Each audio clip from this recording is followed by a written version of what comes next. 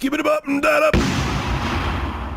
I wasn't even going to make an extra video like this, but for some reason the live stream that I did with Liana last night is not showing up on my video feed, and there's a whole bunch of dead air in the beginning, and yeah, I don't know what happened. It was a YouTube bug.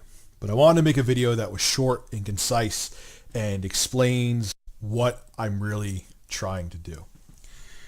Now, Liana and I started the Rich and Red podcast, which actually started because she wanted to interview me about my opinion on Ashley Judd when I made that video on her and her whole TED Talks.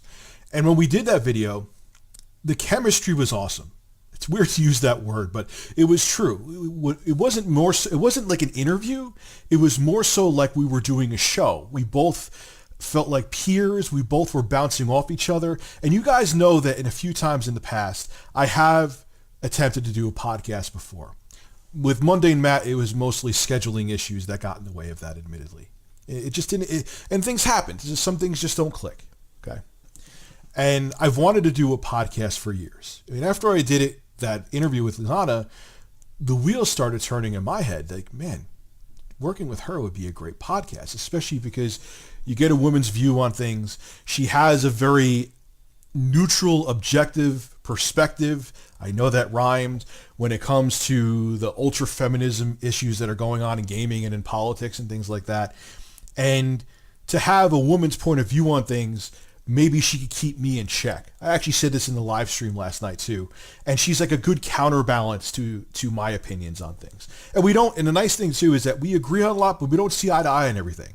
So combining that all together made for a really dynamic dialogue between her and I. And I got a really positive response from my subscribers, which was really good too, because there's a lot of times when I have people on my show that things don't go over that well. So that was a good thing too. So between the fact that that interview was more like a show instead of just her interviewing me, and the fact that you guys really enjoyed it, I'm like, Liana, we should do another episode. So she said, okay, next month we'll do one. That one went very well too, where we talked about Anita Sarkeesian, we talked about the Switch, we talked about Mass Effect Andromeda. And I was like, you know what? We should do a podcast. And I actually approached her about it. And again, this was before all the YouTube drama happened. And yeah, she agreed to it. She thought it was a good idea. And she actually came up with the name, the Rich and Red Podcast, which I personally really liked. A lot of you really like it, but there's also a decent amount of you that don't. But I think the name is going to stick. But one of the ultimate goals I had with this podcast and to see it go forward is that I'm hoping to have zero sponsors for it.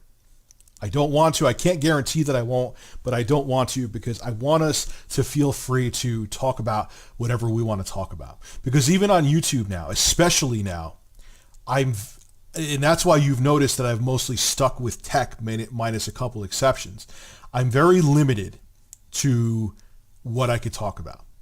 I'm limited to, guys know I like to go into political issues, but I've kept them off of YouTube because I know what the ramifications are. And there's many things that I want to discuss and Liana wants to discuss that if we're beholden to sponsors, we either cannot discuss certain things or we risk losing that sponsor. Believe me, that has happened to me before. I have had a sponsor drop me. It's a perfect example. I mentioned this in the now defective live stream from last night, where a sponsor dropped me because they didn't like my views on Anita Sarkeesian and feminism. So anyway, because of what we want to talk about in the podcast, both in the political realm and the technology realm, we decided that we should start some kind of crowdfunding, okay? But we both realized two things. One, we don't want to do something with 37 tiers because, one, we couldn't keep up with them, to be quite honest with you. And two, we felt that a lot of times there are some Patreons that are run very well, but there are a lot of Patreons where a lot of those tiers are bogus garbage. And we didn't want to, one, overpromise, and two, just like dish out garbage to try to get people to spend more money. So what did we decide? What we decided to do is open up a Patreon where there's only one tier, and that tier is $1 a month, and you actually get something for it.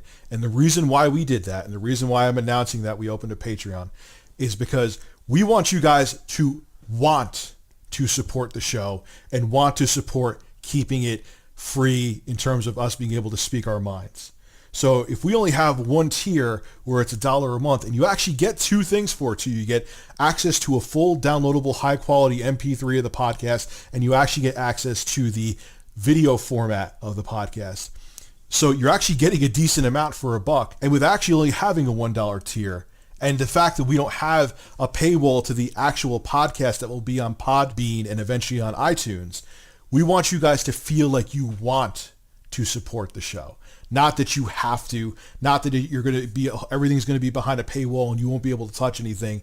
We want this to be something where you're like, you know what, Rich, we like what you and Liana are talking about. We enjoy the show. We want to support it so you guys could speak your mind freely. Because you know now, especially on YouTube, that is no longer the case. There are, especially political channels. My channel is okay, but there are political channels that some of them I don't know what they're going to do. I am having a blast putting this podcast together. We just recorded our first official episode today, and I want to see the Rich and Red podcast go to astronomical heights, and that can happen due to your help. And again, I want you to feel like you want to support the show, not that you have to gain access to it. And as much as a small part of me dreaded to have to open up a Patreon, I think due to how we set it up, you guys will look at it in a different light. And I hope that you decide to support it so we could take the show very far in the future and talk about the topics you want us to talk about, not that we're allowed to talk about.